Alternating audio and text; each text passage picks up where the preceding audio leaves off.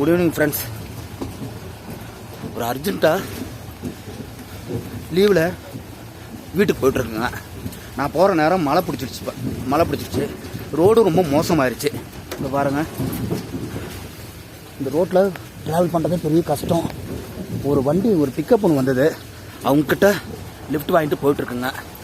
நான் இன்னும் பஸ் ஏறக்கூடிய இடம் எவ்வளோ தூரம்னா இன்னும் ஒரு 4 கிலோமீட்டர் போகணும். அப்போ தான் அது டவுன் வரும். அங்கே பஸ்ஸு பிடிச்சி ஊட்டிக்கு போக முடியும். Okay friends, thank you.